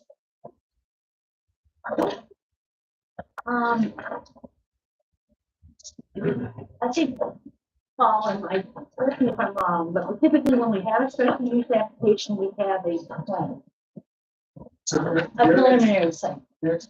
The ordinance requires a preliminary site plan. The applicant will provide a plan, but there are elements that. So we would need another preliminary site plan for that to move forward. What element of the fencing? So there's the site plan. There's traffic. I want. We're allowed to all this stuff. No, they're part of it. Okay, so anyway, yes, typically on preliminary, as you can see, the things that you pointed out in that thing, those are the things that need to be addressed on. Yeah, on that and site. I went through there and all of the items are on there except for the dumpster location and the screening. It does specifically say what the building size is. It says exactly what size the parking is. It says what size the parking lots are. It shows the traffic coming in, going around the parking lot and out, and then the drop off and pickup location. I just don't tell you. All right, there was a few other, I'm listening. There was a few other notes too about lighting, signage, things like that, so it could be added to the final site plan. So section 7.7 has a list of all the required elements for the site plan. So we can go through all those. I think though, as I mentioned in my report, the applicant's intent is to provide a plan that could demonstrate what their intent is for the site. Right. So that you would be able to have a conversation about the special use before they went forward. And so typically, what you all will normally do is go through your findings. And if you think that it's something you're going to move forward with, you postpone action and recommend staff that approval. If it's something that you're looking to deny, you can recommend staff and postpone action. Draft that resolution. But oftentimes there are some conditions with your approval. If you're recommending drafting a resolution of approval, you would say, we also need to see X, Y, and Z elements on the plan that would help you make this decision, right? So some of the things that we brought up, are there additional screening proposed? Is there additional outdoor play field that might be proposed on the site? Because once the site plan is completed, it would be oftentimes a condition of approval that you maintain compliance with that site plan. The site plan is.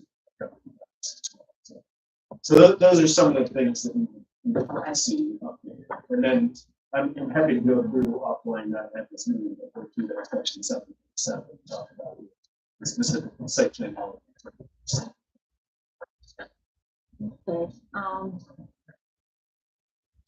Okay, so basically what we're trying to do is either decide we think this is an appropriate special use or it's not. Or you may need more information. You may need more information to make a decision, right? So like one of the things that we asked about is providing the actual parking calculations. I think the gentleman who spoke earlier mentioned the reasons behind why they were thinking about higher parking than what we calculate based on the ordinance requirements. So typically that's also included in the site plan and those things are. Then you can discuss that and have some real numbers behind that to make that decision. Okay. Traffic can sometimes be decided to traffic studies. Or other things. But those are the elements that I would encourage you to go through and discuss amongst yourselves and determine if you have enough information to make a decision. Okay. Okay. All right. What I'm gonna do is go down the list here. Howard. I mean, what do you feel? I mean, we need a better site. We do. Agree that. We do.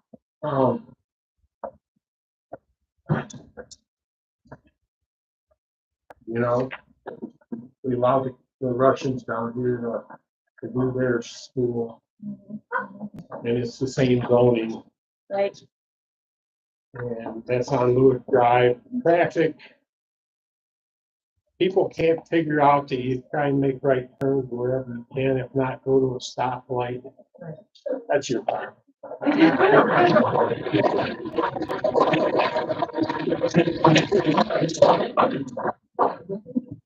Yeah, that's the big thing. Yeah. Okay. As for the location, I think it's a great location. You got a highway and you got a couple of industrial businesses in front of you. You got houses behind you. Generally, where schools are at is next to houses. Right, right. So that's all I got. Okay. All right. And then that, I have a question. Is it a year-round school or is it just like the regular schools? We follow a regular school calendar. It's like a little. And I know something was said about the drive, about a shared drive. I think they do need an agreement. We will have one after closing. And there should be an agreement about property. I don't know for both sides. So we probably put more together. Okay. Yeah. Personally, I think it's a good spot for it. Other than catching up, getting the requirements that we need, and maybe on the site plan, putting maybe future use for ball fields or whatever. Now's the time to do that, even if it's 10 years down the road. Do it now so it's on the site plan. Because then when you come back, it's another big headache. Are you talking about the final site plan and you've engineered, or you want to see that? No. Well, we need to find, it's gotta be on the final for sure. Sure, yeah. Just an idea now would be nice. I mean, I'm sure you got it laid out that it's gonna fit within the property, so I'm not too worried about that. The traffic, I can feel everybody's need on that, but truthfully, it's the counties, it's the road commissions, rodeo. It don't have nothing to do with the zoning. If you guys meet all the requirements in the zoning, we got in all the letters we've seen, all I saw was treating everybody fair. And it's like Howard said, we approved the school down the road here. And they met the zoning, you guys meet the zoning, I don't see how we can say no. Traffic, it'll get figured out.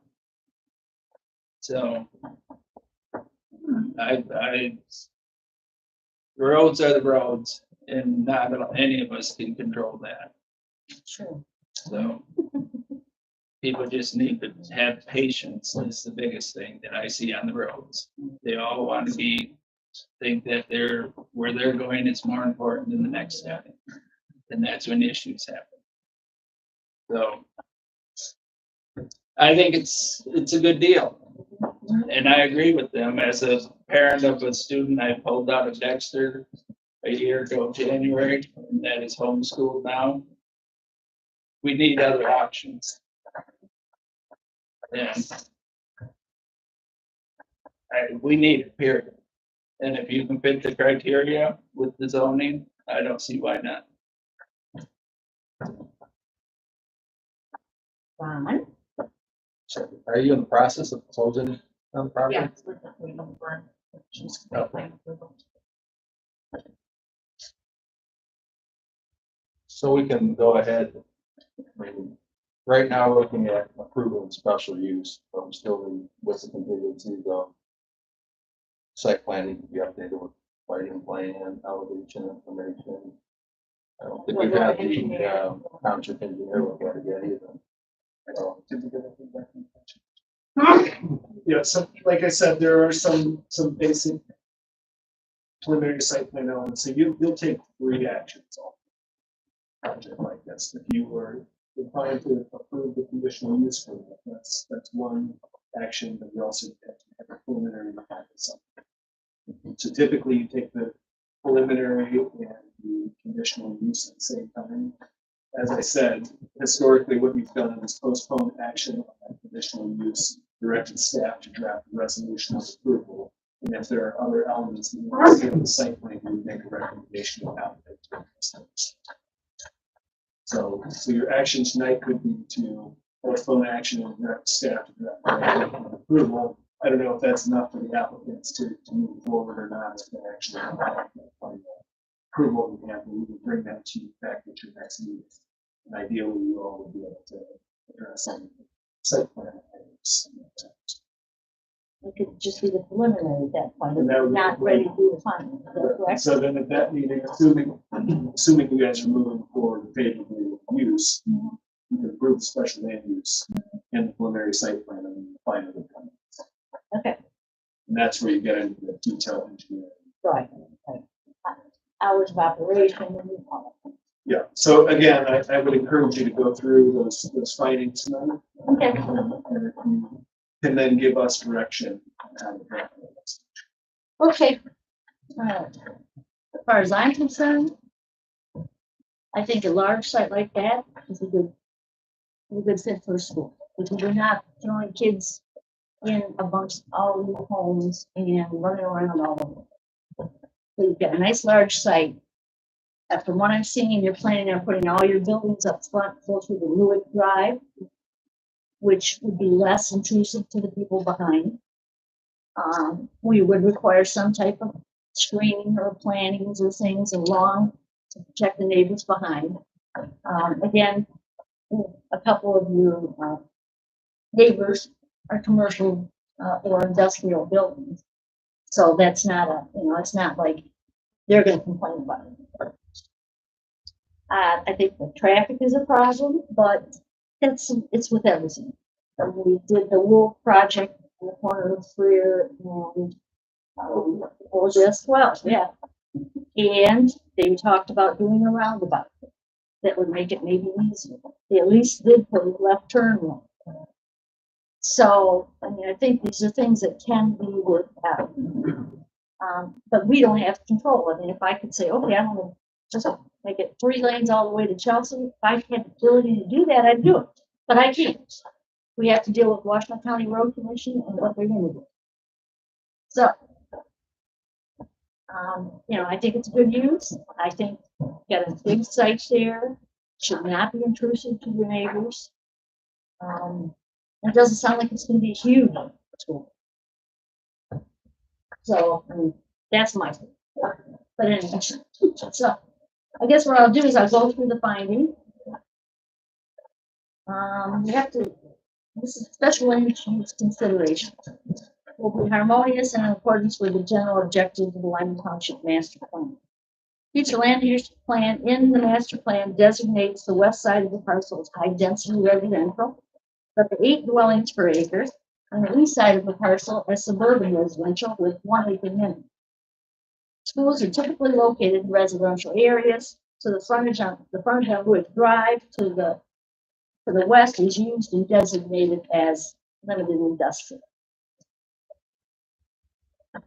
Will be designed, constructed, operated, and maintained so as to be harmonious and appropriate in accordance with existing or intended essential character of the area. Once we get the final site plan, it's required by section 3.3. The standard, we can't really go over that standard yet, but it should, based on the proposed layout and anticipated traffic, the Planning Commission we should evaluate the site might affect how the site might affect the neighboring properties now and in the future. Will not be hazardous or disturbing to existing nearby uses. The 225 student school will likely not be hazardous, but may be disturbing to nearby residents using depending on location or intensity of any outdoor activity. The playground is indicated on the plan, which appears to be far from any neighboring residents.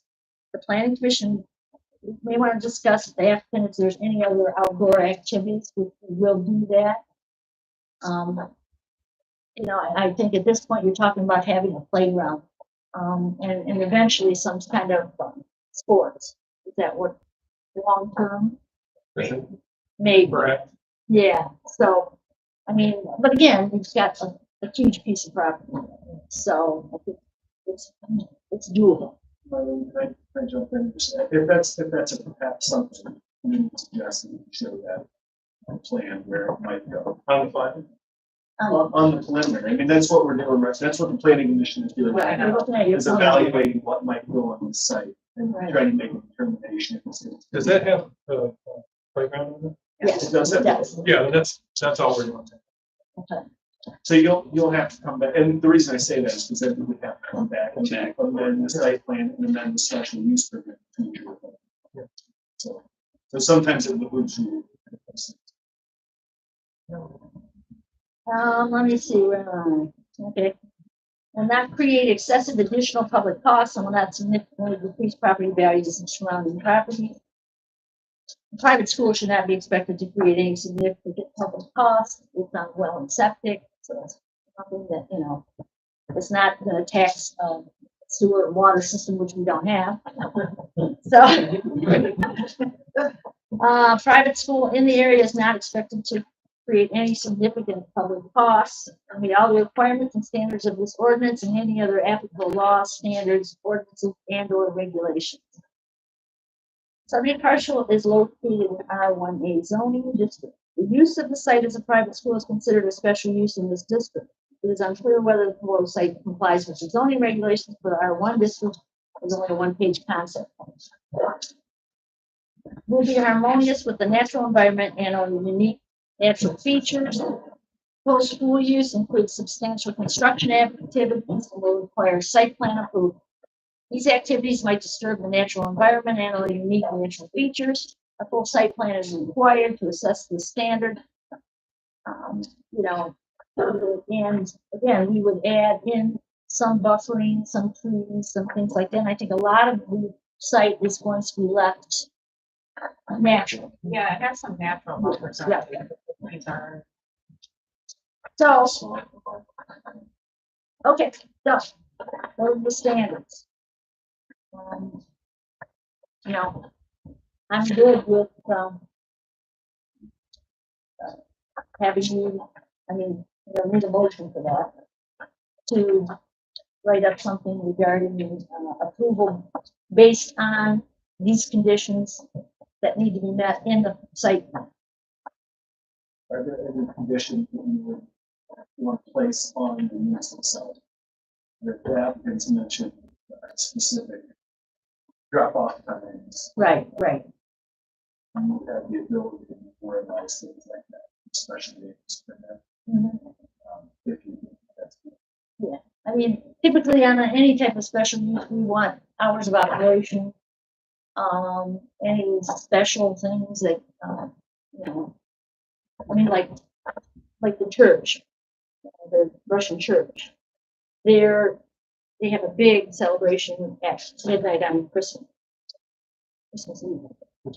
Yeah, and so they're ringing the bells and things like that. So, I mean, that's a little disturbing to the people around them, but they kind of know that that's what's happening. So it's just a one-time thing at when the church is on Christmas. So anyways, we've got hours of operation. I would put on your site plan, the traffic flow for drop off and pick up. You know, you said you're gonna route it around. The aerials are already It's already on there. I didn't see that. It's hard to see on the. I was gonna say, Okay. when we get the preliminary site plan, it'll be much easier to do. What, you know, and if there's any changes we need to make at that point, we will, before we approve the final site. Okay? So, we need a motion, I guess, if we want to, if we decide to go forward, it's up to you guys. You don't want to make the motion? It is.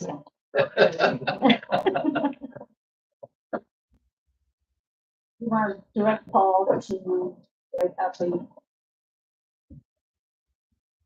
preliminary approval, A resolution. Yeah. Resolution for approval, requiring the site plan with the issues talked about tonight, detailed, hours of operation, Lighting plan. light, and that's all in there, yeah, lighting Yeah. plan. If there's gonna be a sign, dumpsters, but, you know. Reference your 1-13 recommendation. Yeah, there you go. If you simply want to make a motion for us to draft the resolution with the condition that they are when they site plan. That that. I'll second.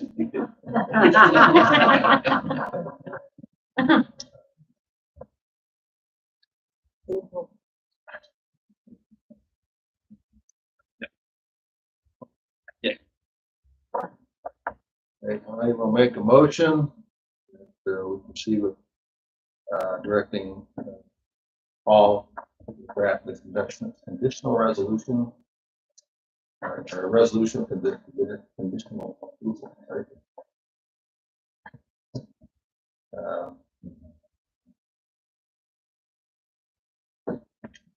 For application 225-001, special land use for Wayne Classical Academy.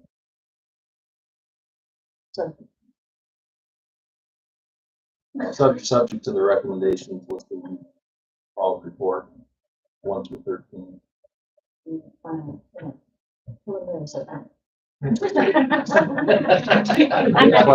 not supposed to make right.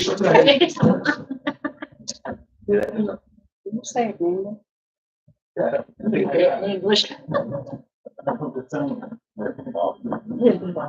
Okay.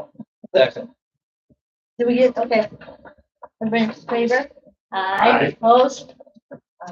Okay. Need to read it back so we're all. All right. Just clean it up a little. That was a motion to draft the resolution, motion to direct staff to draft the resolution of approval for the conditional land use with the condition that they update the site plan based on the recommendation. We're good? Yep. You voted? 4 ayes, 1 nay. Madam Chair, for clarity, so this is conditional on us updating the preliminary site plan. Right. Okay. So we don't.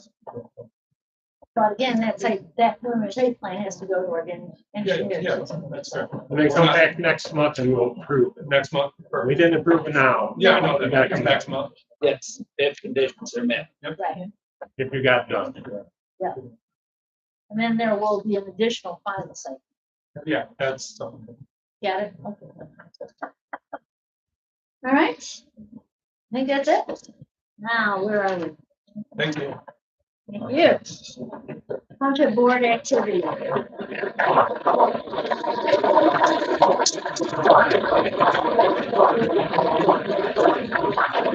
Let people leave if they want to leave. Then we'll move on to our committee report. I'm not sure if anybody's in. Okay,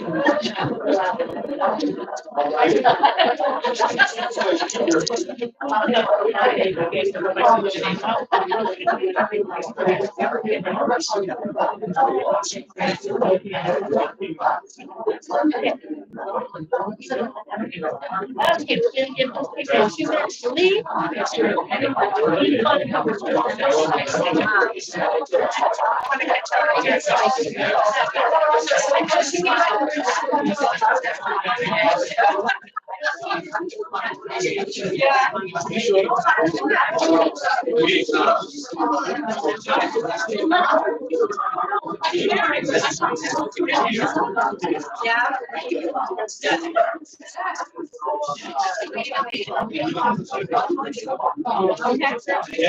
This is graduating.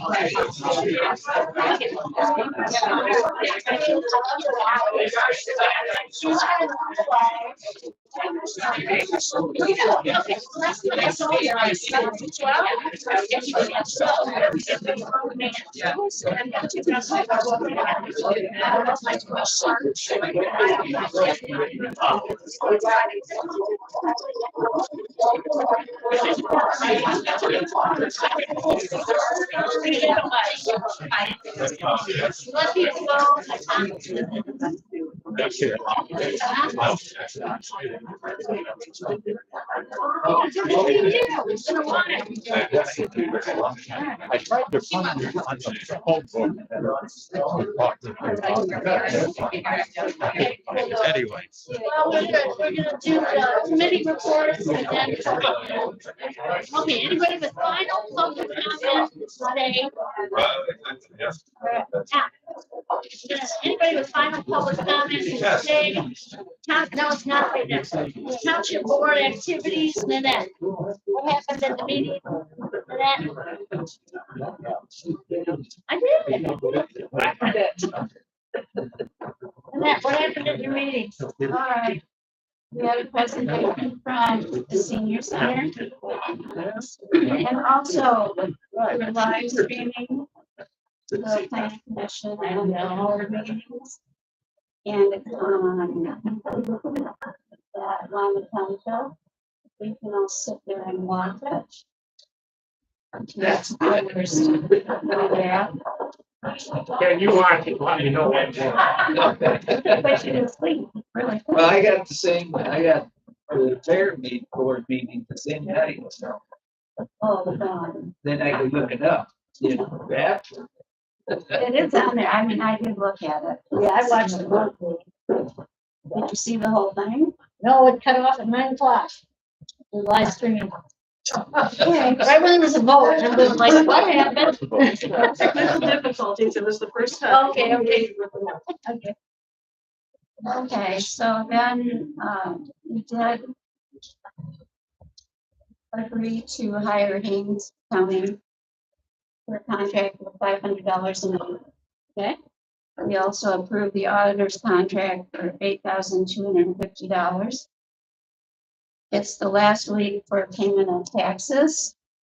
And I'll be in the office on Friday from 9 to 5. This Friday, This Friday. This is the very last day. you there tomorrow? I'll be there on Wednesday and Thursday and all day Friday. For those 100 and some that are left. Well, I know two of them. So I should sing somebody, right? Also, there was a motion made, to make an offer for 1.1 million on the property on Fletcher Road with contingencies as far as the appraisal and an environmental inspection. Okay. And it did pass.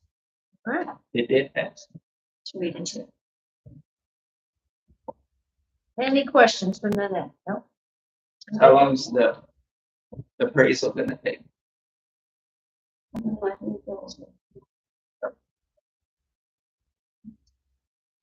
He's asleep. He's just. That's a good time to say that. Okay, we'll move on. Thank you, Nanette. Semcog, Bill. Supervisor, Zoom meeting, there was like 16 of us on it. It was very interesting. So we didn't know about it. Doomsday with what's going on in the federal government. Pretty much state budgets have been stopped for now, or if anybody's been spent. Other than that, Washington County Road Commissioner was on there. That was interesting with the road commissions that are gonna be happening this year. We just got that in today too. That was about it. It was more or less, doom and gloom kind of meeting because of what's going on in the Washington, so it's interesting. And as far as the Western Washington County Regional Advisory Group, it was canceled until March 4th. Okay. Capital improvement, we don't have anything going, I mean, they'd be offered for the 1.1, I think, correct? Yep. Okay. I did not receive any correspondence. Now, final public comment. Yes. Again, very disappointed in the way this meeting was run. I used to serve on the board in Hingham County. It's not how we come up there. We follow the rules. We have rules of time to speak. I'm very disappointed with the 2021, revising that stuff. I don't think that's the right thing to do. I think you know that. And again, it's illegal. It's operating illegal. It's violating state law. And if you don't believe me, you'll find out, I guess. But it's violating state law as it stands today. It has no legal standing for this property. And something is amok on these parcels. They're not in the system, some of them. There's jockeying around between Chelsea Grain, Greenleaf Recreational Enterprises, and this one, that's the property that's in the circle. The property that's. You interrupted a child. Okay, That property- Okay. You can have your time. The property in the survey doesn't match The properties. So I'm telling you, we gotta look into this. There's something. We already know about the story, that's not an issue like what you think of there. Well, sure looks like it when we don't have the parcel we're talking about tonight on the property tax system. Then you can listen to what he said. He said it's not out there. No, he said. He has a vested interest in selling the property. What's he gonna say? I understand. You know how long it takes for it to go from when it's transferred till it's on the county records? It takes months. It's been months. You know that, and it's still not out there. Not So, this way. again, we have no visibility. You ran on trust and transparency. They had to get the approval from the township. I can hear all the anecdotes I want. It's not out there in the. I have new parcel ID numbers. That's where he blew off. Look at it, look at it. Anybody else? Anybody else would like last public comment? Yes, sir. Okay. The double back. The big one. Boys, you know, don't know me, I'm Ron Howard. I guess the one thing I'd like to say, first off, the traffic situation, throw it out the door. Just throw it out the door. Anybody that moved here in the last 50 years, you bring more and more traffic here. I grew up here, my family grew up here, some of the other families grew up here, like Howard said, deal with it, Southeast Michigan, okay, number one. Number two, as far as the school, I don't know what the argument is about a school, because if I had my way, I would start my own school for a technical school. Taking it out of those public schools, and I have grandkids and that kind of thing, I think it should be involved in those kind of things. So I don't see why we're fighting a school. If we were fighting an industrial park, some type of factory thing, a 24/7 type of organization, you let golf courses in, you let this, that, and everything else. So why are you fighting a school? I just don't get it. That's my point. Thank you. Okay, anybody else for the final public comment? No? Howard? I move we adjourn. Thanks. All in favor? Aye. Opposed? None. Motion carried. Ken did, right? Yep. Yep. Thank you, everyone, for your patience. Always like that? Yeah, a lot of fun. Last time we came, it was just us.